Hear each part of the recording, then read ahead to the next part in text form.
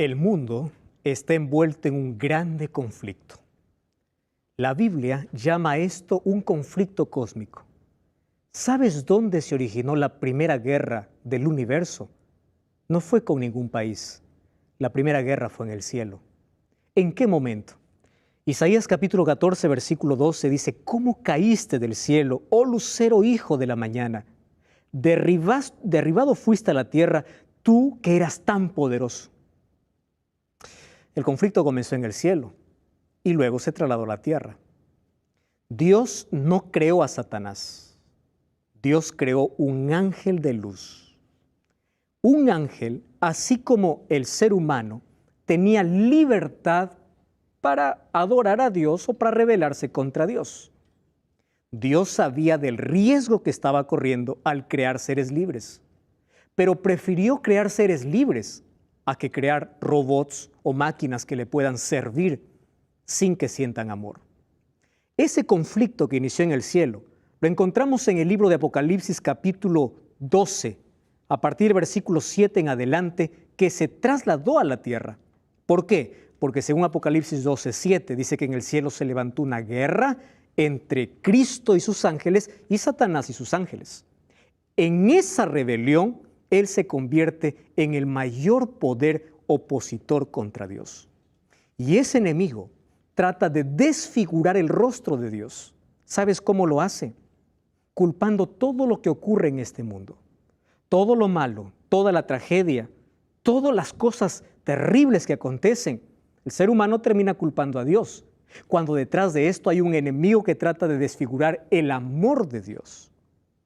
Ahora, Cristo murió por el ser humano, venció a ese enemigo en una cruz y le devolvió aquel dominio que Adán y Eva perdieron. Sin embargo, este conflicto continuará. ¿Sabes cuándo tendrá su final? Cuando Cristo venga para poner punto final a la historia de este mundo. Bienvenido.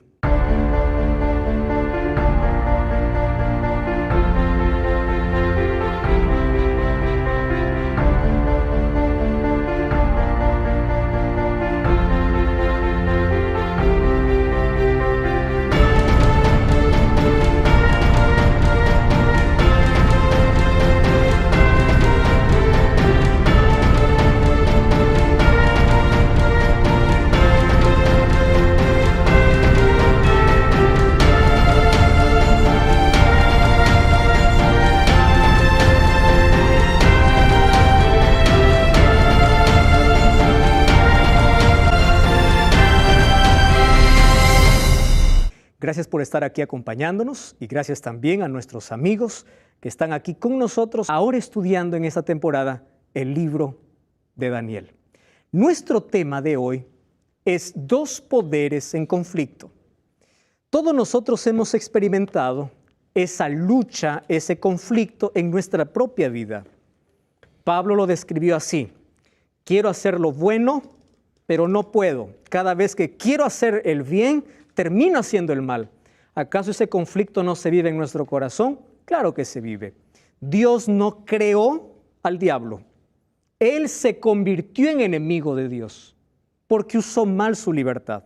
Como nosotros, si usamos mal nuestra libertad, podemos unir nuestro destino con ese poder. Una persona me dijo lo siguiente: pastor, ¿qué le costaba a Dios destruir al diablo y se acabó el asunto? Porque eso sería lo más práctico. Él no tendría que morir, el ser humano no tendría que pecar, todos felices, todos contentos, se acabó todo. ¿Le costó algo a Dios? Claro que no le costó. Pero recuerden que Dios no solo creó el mundo, Dios es el creador de todo el universo. Si Dios hubiese destruido al diablo cuando éste pecó, entonces todo el universo le hubiese servido a Dios por terror y no por amor. Es decir, nadie podría usar su libertad. Ahora, ¿por qué para Dios hubiese sido fácil destruir al enemigo y decir aquí se acabó la historia? Sin embargo, los otros seres que Dios creó jamás entenderían por qué ocurrió esa destrucción. Además, Dios tomó una decisión. La decisión fue de que el pecado se revele por sí solo. Y es por eso que existen tanta tragedia, tanto dolor, como consecuencia del pecado. El universo está a la expectativa de lo que acontece en nuestro mundo. entonces ellos saben a dónde condujo el pecado. Gracias a Dios que hay esperanza de que la historia de este conflicto va a terminar y ya sabemos quién es el ganador. Todo lo que tenemos que hacer es formar parte de las filas de este ganador que es Cristo. El conflicto es real. De ese conflicto hablaremos hoy. Vamos a abrir nuestro corazón a Dios. Vamos a orar. Querido Dios, gracias por darnos vida y por permitir que podamos abrir tu palabra y encontrar en ella el mensaje que nuestro corazón necesita. Bendice a la persona que está mirando este programa. Tiene luchas, tiene problemas, tiene dificultades, experimenta en su propia vida este grande conflicto. Y aunque no tengamos todas las respuestas para el sufrimiento, tú eres nuestro amparo y fortaleza en un mundo lleno de dolor. Ayúdanos a comprender un poco más de esta guerra y cómo nosotros estamos involucrados en ella, pero sobre todo, ayúdanos a tomar una decisión para formar parte de aquel gran vencedor que es Cristo. En el nombre de Jesús. Amén. Muy bien, hoy vamos a hablar acerca de dos poderes en conflicto. Ustedes recuerdan que el pueblo de Israel, o el pueblo de Dios, tuvo tres grandes reyes. El primer rey fue elegido por Dios mismo, se llamó Saúl. Luego de Saúl vino David. Y luego de David, el tercer rey más sabio de toda la historia se llamó Salomón. Salomón, según el libro de Reyes, dice que compuso más de 3,000 proverbios y 5,000 cantares. Y no existió otro ser sobre la tierra como Salomón en sabiduría. Estamos hablando con excepción de Cristo cuando vino a esta tierra. Sin embargo, cuando Salomón murió, ¿quién iba a gobernar el pueblo? Su hijo. ¿Cómo se llamaba su hijo? Roboam. Ahora les cuento un poquito la historia. Esta historia está en Segunda de Crónicas o Segunda de Reyes capítulo 10, o Segunda de Crónicas 10 también. Allí dice que cuando Roboam o cuando el pueblo se reunió para poder coronar a Roboam como rey, vinieron para pedirle o para hacerle un pedido. Por favor, le dice, tu padre fue muy duro con nosotros. ¿Tú crees que puedes ayudarnos un poco? Y él le dice, vengan luego de 3 días. El pueblo se va. Roboam se va a pedir consejo de los ancianos y le dice, mira, tienes que llevarte bien con el pueblo. A veces es bueno escuchar la voz del pueblo. Y está bien, tu padre fue muy duro. Bueno, luego se fue a pedir consejo de los más jóvenes y los jóvenes le dijeron, ¿qué? ¿Te vas a dejar dominar por el pueblo? Tú dile al pueblo así, miren, si mi padre fue malo, yo voy a ser 10 veces más que él. Yo voy a ser más duro que él. Entonces, allí vino el pueblo después de 3 días. ¿Y qué cosa ocurrió? Allí Roboam escuchó no la voz de los ancianos, sino la voz de los más jóvenes. Cuán importante es escuchar consejos de aquellos que tienen más experiencia, ¿verdad? Y se fue al pueblo y le dijo, miren, yo voy a ser más duro. El pueblo se rebeló contra Roboam. Y al rebelarse contra Roboam, ellos eligieron otro líder llamado Jeroboam. Entonces, allí se terminó la unidad de Israel. Hasta ahí eran 12 tribus que conformaban una sola nación. Con Roboam ocurre una división. Entonces, se divide Israel norte y sur. En el norte estaba Samaria, que era la capital, y en el sur estaba Jerusalén, que era la capital. 10 tribus fueron con ¿quién? Con Jeroboam, y 2 tribus fueron con Roboam. Ahí ocurre la separación de este pueblo llamado Israel. Daniel capítulo 1, versículo 1, nos habla lo que ocurrió con el reino del sur. ¿Correcto? Vamos entonces al libro de Daniel, capítulo 1, versículo 1. Dice así, en el tercer año del reinado de Joacim, ¿de dónde era rey Joacim? De Judá. Vino Nabucodonosor, rey de Babilonia, a Jerusalén y la sitió. Vamos a quedar solamente hasta ahí. ¿Está bien? Muy bien. Daniel capítulo 1 comienza el libro con un conflicto. ¿Recuerdan ustedes, en el capítulo anterior vimos de que el tema principal en el libro de Daniel, ¿qué cosa era? Conflicto. Comienza el libro con una guerra. Una guerra aparente entre dos países, una guerra entre dos reyes, pero este conflicto va más allá de una guerra de ese momento. Este conflicto representaba el conflicto cósmico, el conflicto universal. Si ustedes se dan cuenta, aquí hay una guerra entre Joacim y Nabucodonosor, entre Babilonia y Jerusalén. Ahora, ¿quién estaba de parte de Jerusalén? Dios.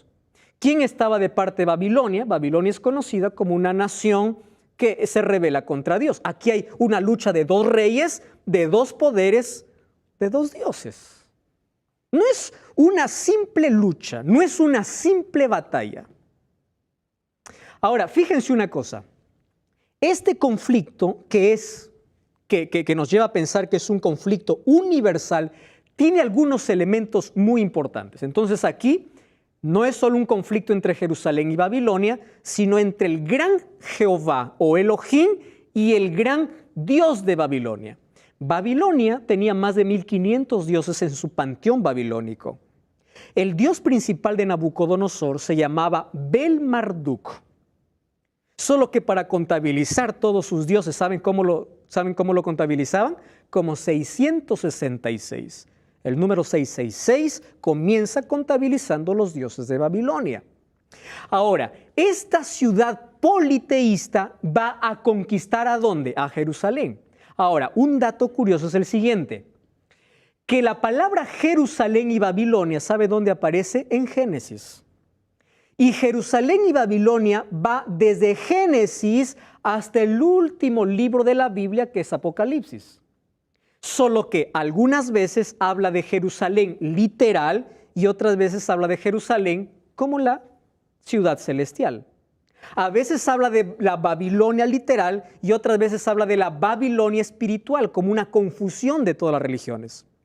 ¿Dónde tiene su origen, por ejemplo, Jerusalén? Allí en el libro de Génesis capítulo 11, versículo 2, encontramos la edificación de la Torre de Babel. Ustedes recuerdan esa historia.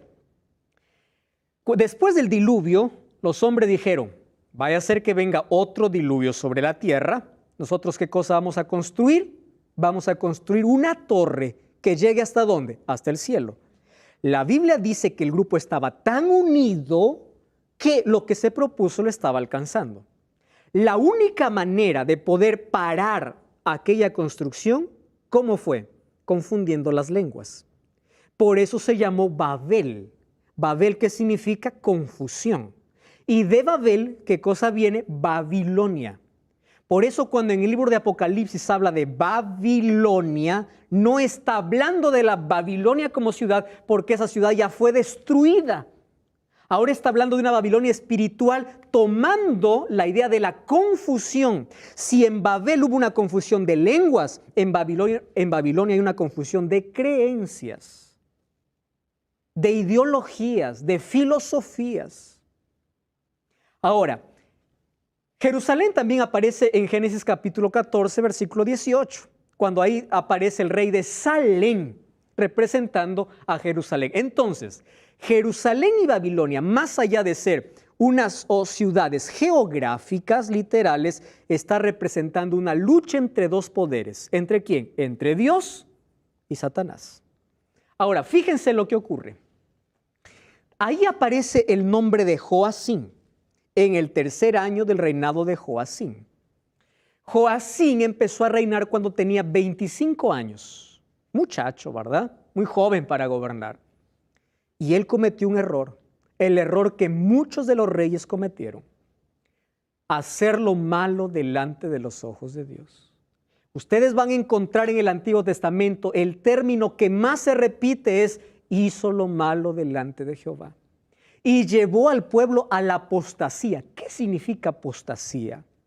Apostasía significa volver atrás del camino correcto. Es decir, yo estoy por un camino bueno y yo vuelvo, retrocedo. Eso es apostatar. Es una rebeldía abierta contra la verdad. Eso es apostasía. Entonces, llevó al pueblo a adorar a dioses y no al Dios verdadero. Ahora fíjense, esta es la expresión más linda que les voy a decir, para que nosotros podamos entender el gran conflicto. Mientras Judá estaba bajo la protección de Dios, no había ningún país que lo conquiste. ¿Por qué? Porque Dios lo protegía. Pero cuando el pueblo de Dios abandonaba a Dios, rompía la muralla de protección. Es decir, le decía, no queremos a Dios, buscamos nuestro propio Dios, y Dios respeta la libertad humana. Y cuando ellos se apartaban de Dios, ¿cómo se quedaban? Desprotegidos. Y es por eso que venía cualquier nación y le hacía esclavo. ¿Por qué? Estaban sin Dios, sin protección. Si nosotros entendiésemos eso dentro del marco del gran conflicto, tendremos respuestas a muchas preguntas del dolor y el sufrimiento. El ser humano elige abandonar a Dios, elige salir de su protección. Ahora, ¿qué cosa había sucedido? Recuerdan que les dije que había el reino del norte y el reino del sur.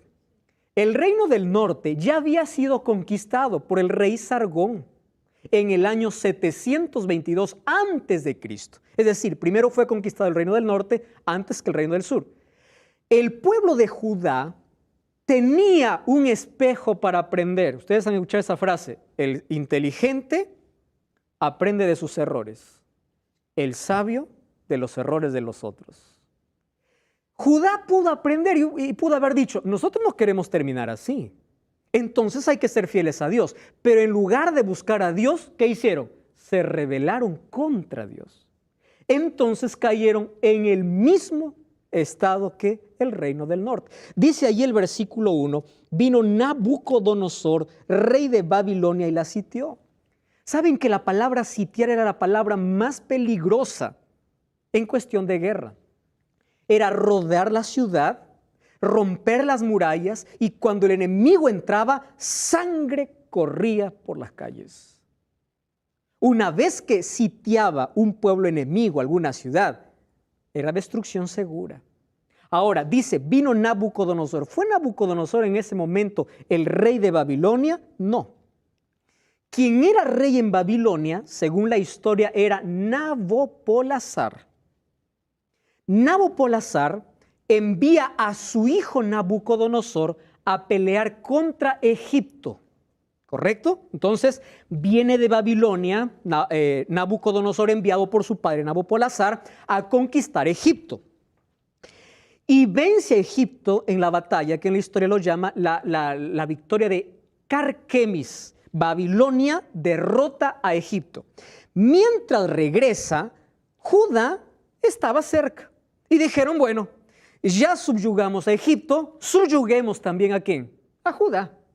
Estamos en el camino. Entonces sitiaron la ciudad, y cuando sitiaron la ciudad, ¿qué cosa ocurrió? Nabucodonosor recibe la noticia de que su padre Nabopolassar había muerto. Y en ese tiempo, cuando el heredero no estaba, había usurpación de reino. ¿Qué cosa hace Nabucodonosor? Dijo, a mí qué me importa la conquista, yo quiero el trono. Dejó y dijo, voy a llevarme solo unos cuantos. ¿A quiénes llevó? A los príncipes, a los más inteligentes, a los más sabios. Vamos a llevar solamente unos cuantos. Y de Jerusalén, de Judá, hasta Babilonia habían 1600 kilómetros. ¡Wow!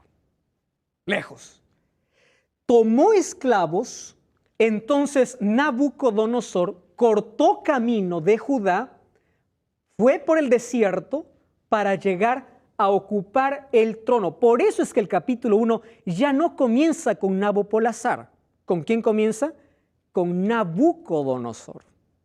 Porque es allí cuando conquista a Judá donde él comienza a gobernar. Entonces él llega a Babilonia y se corona como el rey de Babilonia. Correcto.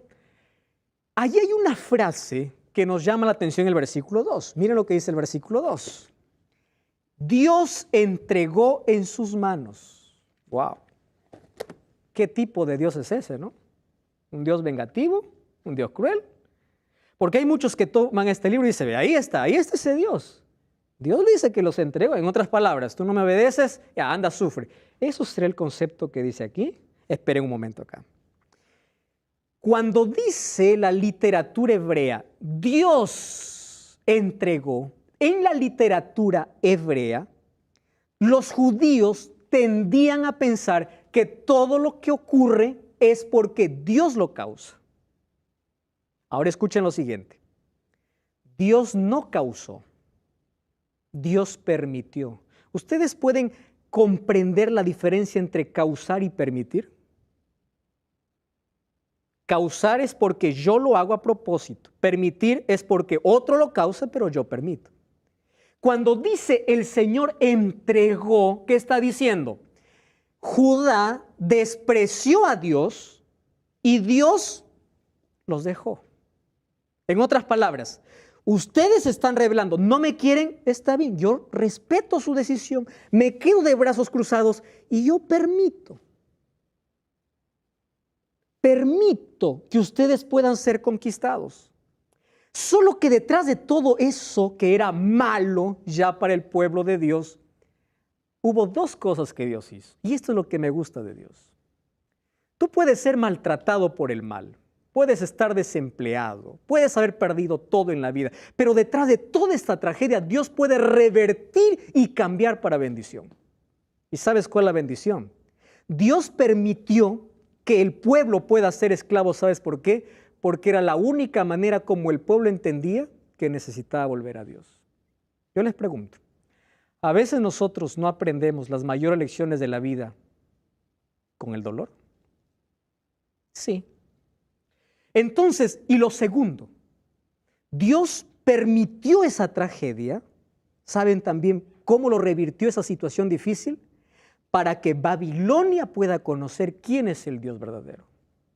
Porque Babilonia era politeísta, no tenía conocimiento de ese Dios. Entonces, no todas las cosas malas que suceden en esta vida son realmente malas. Dios puede revertir situaciones, aun cuando sea causa de nuestra desobediencia. Ese es el Dios maravilloso que tenemos. Entonces dice que lo llevó y lo metió en la casa del tesoro de su Dios. La casa de su Dios se llamaba el gran templo Esagila.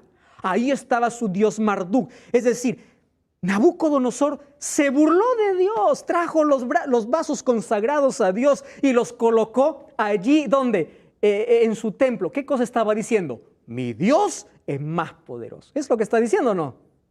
Aquí hago lo que yo quiero, porque mi Dios venció a ese Dios. Entonces ahí viene la pregunta.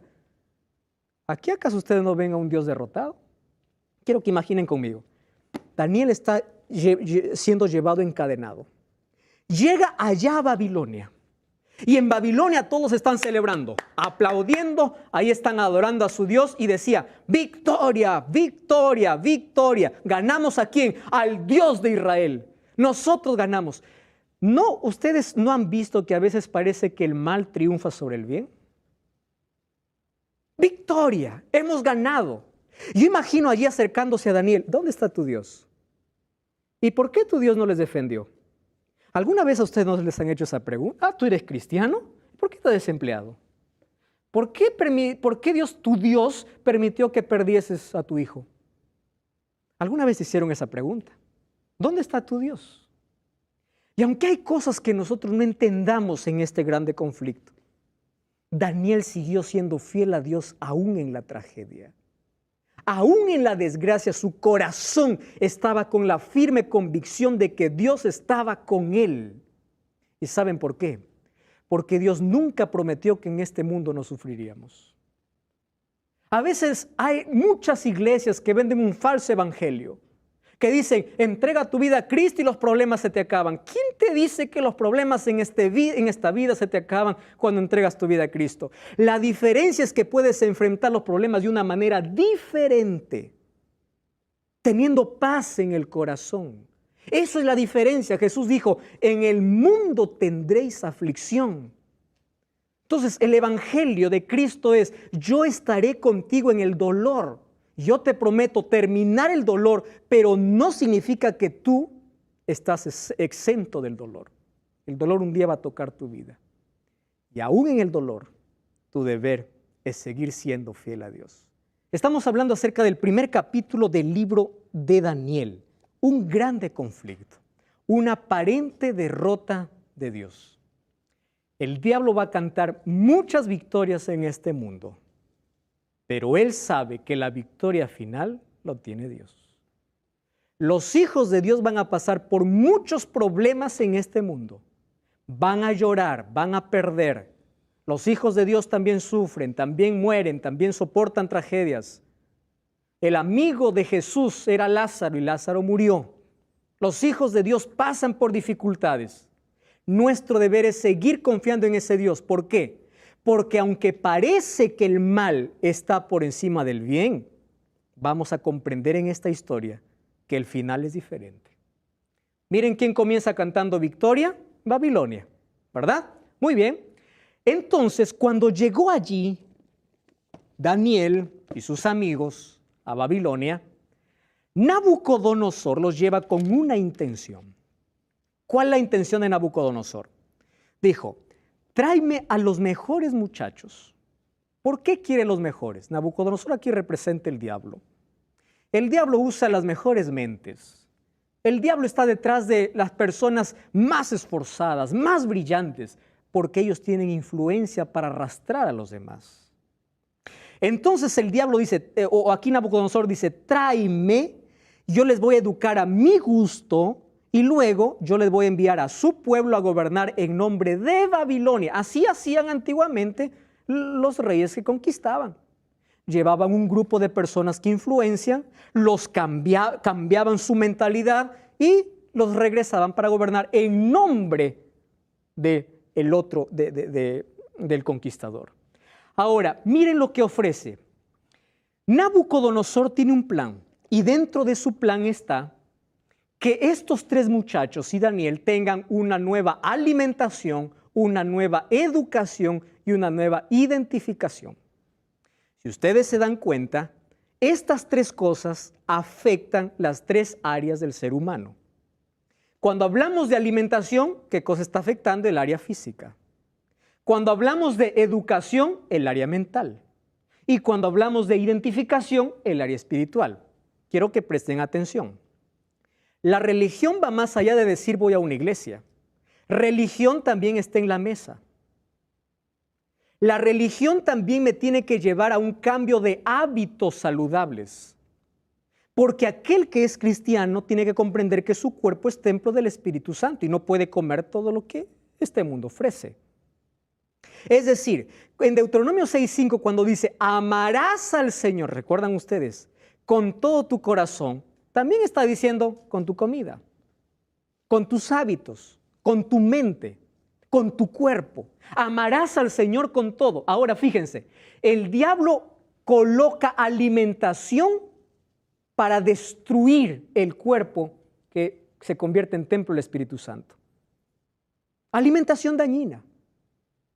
El diablo coloca educación a través de las películas de Hollywood. ¿Qué cosa nos enseña Hollywood? Violencia, sexo desenfrenado, inmoralidad. Pocas son aquellas que traen un mensaje. Todas están envueltas de espiritismo. ¿Qué cosa enseña la música que escuchamos? ¿Qué cosa? ¿A dónde nos lleva? Esa es la manera como el diablo quiere educar la mente. ¿A dónde nos lleva la identificación, la espiritualidad? ¿Qué tipo de espiritualidad tenemos? Ahora, el diablo está interesado en arruinar nuestra vida por completo, físicamente, mentalmente y espiritualmente. Es por eso que Nabucodonosor primero quiere cambiar su educación. Miren lo que dice el versículo 3, 1:3. Dice así. Entonces, versículo 3 o versículo 4, dice muchachos en quien haya buen parecer, ¿verdad? Instruidos en toda sabiduría, sabios de ciencia, de buen entendimiento, para que estén en el palacio del rey, para que les enseñara. ¿Qué cosa estaba brindando Nabucodonosor? Educación. Ojo con lo que voy a decir ahora. Dios está interesado tanto en el desarrollo del ser humano. Su desarrollo profesional es parte del plan de Dios. Es decir, aquí no estamos yendo en contra de la educación. Aquí estamos tomando a Nabucodonosor como ejemplo porque la educación que le dio a Daniel no estaba bajo principios divinos. ¿Saben qué tipo de educación dio a Daniel? Por ejemplo, 3 cosas eran las materias que Daniel tenía que llevar. Número 1, la técnica en literatura y escritura babilónica. El sumerio era la escritura en cuneiforme. El babilonio era el lenguaje de Babilonia. Y cuando hablamos del arameo, era el lenguaje internacional. Hasta aquí todo bien, ¿verdad? Todo bien. Dentro de la currícula, aprender nuevos idiomas, genial, extraordinario. Ahora, tenía que llevar clases de astronomía. No estamos hablando de gastronomía, ¿eh? Astronomía. ¿Qué tenía que ver? Predicciones de eclipses con precisión. Hasta aquí también hay muchas cosas que son previsibles y es bueno estudiarlas correcto. Y miren su tercer curso de Daniel, técnicas mágicas, porque de allí salían expertos en adivinación. Y no vamos a quitar el derecho a Babilonia, que los babilonios fueron los primeros en dar nombres a las constelaciones. Entonces, muchos de los signos zodiacales que hoy existen, ¿dónde comenzaron? Allí en Babilonia. A ver, díganme si esto viene de Dios. Comenzó en Babilonia. Ahora, ellos fueron los que iniciaron, ellos eran expertos en astrología. Eso era parte de la currícula. Entonces, la mentalidad de Nabucodonosor era, yo voy a cambiar, ¿qué Biblia, qué valores, qué profetas? Yo quiero decirle que quien conduce el mundo son las estrellas, no es Dios, porque eso es lo que te dice la astrología. Tú, querido, querida, que vas todos los días ahí al kiosco de la esquina para comprar un diario, para ver cuál es tu signo. Tú estás confiando más en la creación que en el creador. Confías más en una estrella, lo que te diga una constelación o un signo, en lugar de colocar tu vida en las manos de Dios. Mucha gente está envuelta en esto. Esto es educación. Ahora, ¿qué más? No solamente dijo, le voy a dar una educación diferente. Le voy a dar un nombre diferente. Versículo 6. Miren lo que dice la Biblia. Entre ellos estaba Daniel, Ananías, Misael, Azarías. A estos el jefe de los eunucos puso nombres. A Daniel, ¿qué cosa? Belsasar. A Ananías, Sadrac. A Misael, Mesac. Y a Azarías, Abednego. Correcto. Genial. ¿Qué significaba Daniel? Dios es mi juez. Ahora le cambia por nombre. De nombre. ¿Cómo se llama? Belsasar. ¿Qué significa Belsasar? Bel protege al rey. ¿Quién era Bel? ¿Recuerdan de Bel Marduk? El dios de Nabucodonosor. ¿Qué le está diciendo a Daniel? Olvídate de tu Dios. Mira, tu Dios está derrotado. Olvídate de tus principios y de tus creencias. Ahora tú vas a tener un nombre que no te recuerde más a Dios, sino que te recuerde ¿a quién? A mis dioses. Ananías, el Señor es bondadoso. Ahora cambia para Sadrac, que significa mandato de Aku. Aku era el dios de la luna. Misael significa ¿quién como Dios? Ahora cambia a Mesac, siervo de la diosa Sheba. Azarías, el Señor es mi ayudador, cambia para Abednego, significa siervo de Nebo, Dios de la sabiduría. ¿Qué les está cambiando? Quiero que se olviden de su Dios y que ahora empiecen a adorar mis dioses. Esa es la manera como el diablo trabaja. Colocando en nuestra mente tantas cosas para alejarnos y hacernos olvidar de quiénes somos. Cuando uno se olvida de dónde viene, no tiene un propósito en la vida, porque no tiene origen y no tiene destino. Es por eso que viene la teoría de la evolución. Si tú vienes de la nada, tu destino es la nada. ¿A dónde estás yendo? Es vacío. Ahora fíjense, versículo 5 dice así la Biblia. Entonces, primero era educación, segundo nombre y tercero, versículo 5. Le señaló el rey una porción diaria de la comida del rey y del vino que él bebía y los educó por ¿cuántos años? 3 años. Presten atención acá. Quiero que imaginen conmigo a Daniel entrando a un salón enorme. Hay música de fondo, hay mujeres bailando y una mesa con un buffet exquisito. Ahí hay todo tipo de jamón. Existe gaseosa, estoy trasladando para nuestro tiempo. Existe cerdo, existe cuy, existe pavo, existe todas las comidas que puedan existir. Y le dice, bienvenido. Ahora yo les pregunto, ¿qué más querría un esclavo si hay buena comida? Daniel pudo haber dicho, mi Dios me dejó, ahora estoy pasando por un mal momento, entonces que venga la comida. Espera un momento. Daniel, dice el versículo 8, que propuso no comer esa comida. ¿Por qué? ¿Era rebelde? ¿Cómo es posible que Daniel siguiera siendo fiel a Dios cuando le estaba yendo tan mal? Él sabía algunos principios. Por ejemplo, toda esa comida era sacrificada a los dioses. Número 2, había animales inmundos que Dios había dicho que no deberíamos comer. Ellos entendían que la salud no es fruto de la casualidad. Esto hoy está pronunciado, ¿verdad? Tienes que cuidar tu salud, no es fruto de la casualidad. Es decir, lo que afecta a tu cuerpo afecta a tu mente, afecta a tu espiritualidad. Tú no puedes decir, soy cristiano, pero he hecho lo que sea a mi estómago, como lo que quiera, porque todo afecta. El ser humano es un ser indivisible. Tú no puedes decir, estoy bien espiritualmente cuando tienes una mala alimentación. Ahora, ¿qué cosa más entendía? Que su cuerpo es templo del Espíritu Santo y quería honrar a Dios con su cuerpo. Él sabía que lo que lo afecta físicamente también afecta, ¿qué cosa? Espiritualmente. Ahora miren, hay muchas personas que allí, ahora les voy a explicar, que están en contra de la alimentación. Dice, ¿por qué Daniel desperdició eso? Daniel 1:8 dice, decidió no comer. ¿Qué significa decidir? Eso es lo que nos hace seres inteligentes, diferente a todas las demás animales o diferente a los animales, la capacidad de decidir y elegir qué es lo mejor para nosotros. Decidió. La palabra decisión es la palabra clave. Si Daniel no hubiese decidido ser fiel a Dios, no tuviéramos el libro de Daniel. Dios no se hubiese revelado. Aquí comienza la fidelidad. Él allí comprendió. Ahora, Daniel entendió 3 cosas. En la Biblia, querido, existen 3 tipos de alimento: recomendado, permitido y prohibido. Ahora les voy a mostrar bíblicamente. El recomendado es Génesis 1:29.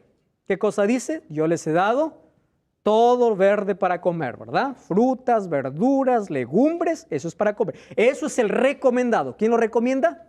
Dios. El permitido son algunas carnes, no todas.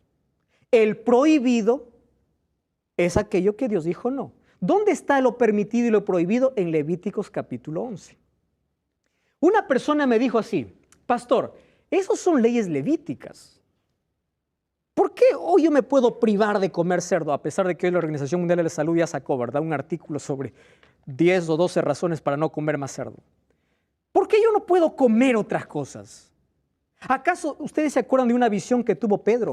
Cuando Dios le dice, Pedro, levántate y come, y ahí había todo tipo de animal inmundo. Dice, ahí acabó. Quiere decir que los animales inmundos eran para los judíos. Espera un momento. La visión que recibe Pedro no está hablando de una alimentación.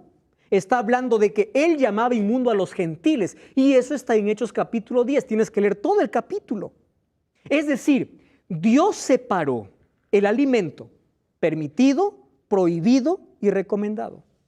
Tú eliges. Ahora, fíjate una cosa. ¿Por qué Levítico 11 sigue siendo el capítulo y el libro donde hasta ahora es vigente para hacer la distinción entre limpio y inmundo? ¿Sabes por qué? Porque la inmundicia es permanente. Quiero que entiendas algo. Dios llamó inmundo no en Levítico. ¿Sabes cuándo llamó inmundo? En el tiempo de Noé. ¿Te acuerdas cuando hizo el arca? ¿Qué cosa le dijo Dios? De los animales limpios, ¿quién está llamando inmundo y limpio? Dios. ¿Comprendes esto? Esto no tiene que ver con el judío, porque es Dios quien determina qué es limpio y qué es inmundo. Número 2, fue Dios quien lo llamó inmundo en Deuteronomio 14:3. Ahora, no, pastor, es que con una oración se limpia la comida. Vamos a Job, vamos a leer ese texto, ¿les parece? Job capítulo 14, versículo 4. Miren lo que dice Job 14:4. Dice así, ¿quién hará puro a lo inmundo? Y la respuesta es una, nadie. Es simple el texto. ¿Quién convertirá a lo que Dios hizo inmundo, ¿quién dirá que eso es puro? Nadie. Ahora algunos dicen, no, eso formó parte de las leyes levíticas. Espera un momento. La alimentación no era nada tipológico. ¿Qué quiere decir?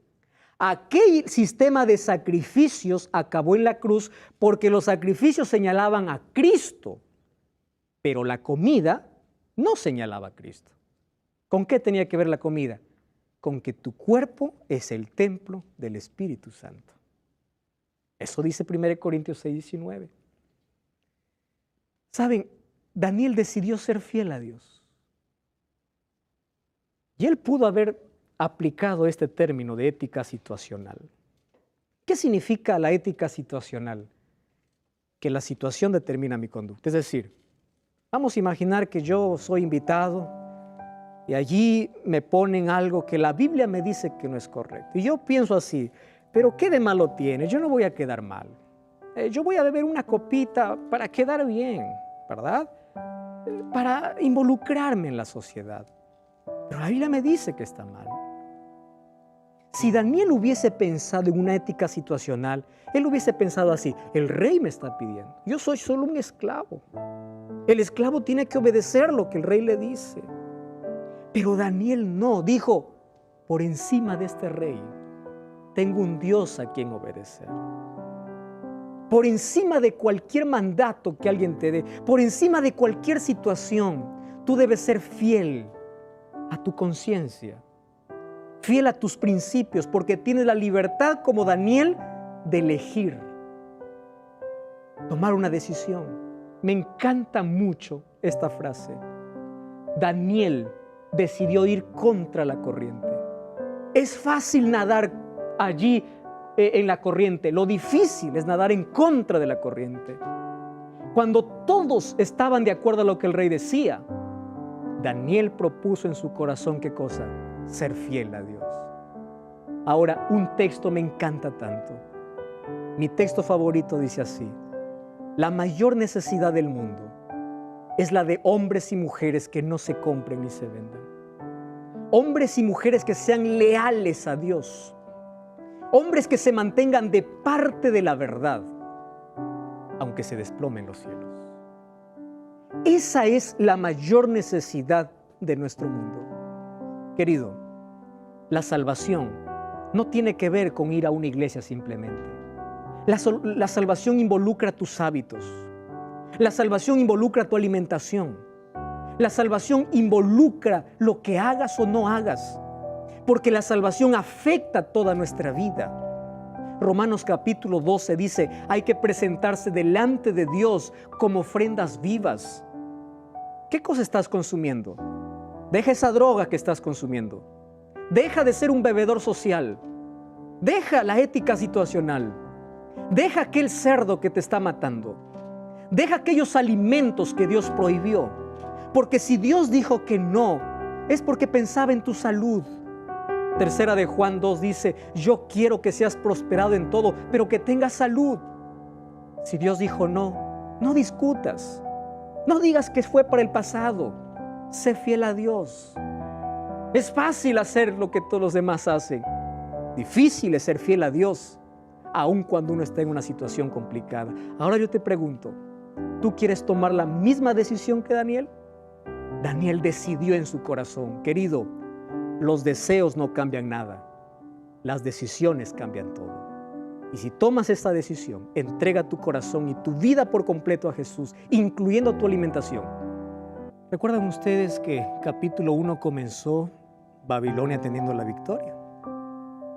Miren lo que dice el capítulo 1, versículo 20.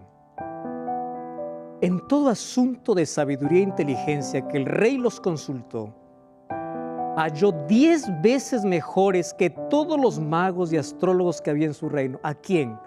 A Daniel y a sus amigos. La victoria que te da este mundo es temporal. La victoria que te da Dios es eterna. Si Daniel hubiese cedido, no hubiese llegado a ser 10 veces mejor. ¿Sabes dónde radica la diferencia entre el fracaso y el éxito en la vida? no está en la capacidad ni en el dinero que tengas, sino en la fidelidad a los principios que tú ya conoces. Volar para ti. Dios quiere hacer de ti 10 veces mejor. El mejor esposo, el mejor empleado, el mejor empresario, el mejor profesor, la mejor ama de casa, el mejor padre, la mejor madre. Pero sabes, eso es el resultado de la fidelidad. Sé fiel a Dios. Aquí está la victoria divina a través del ser humano que se pone en las manos de Dios. El mundo quiere ver cristianos mejores. El mundo quiere ver creyentes que realmente vivan aquello que leen. Y Dios te ha llamado para eso. Dios quiere hacer mejor de ti. ¿Tú aceptas el desafío? Vamos a orar.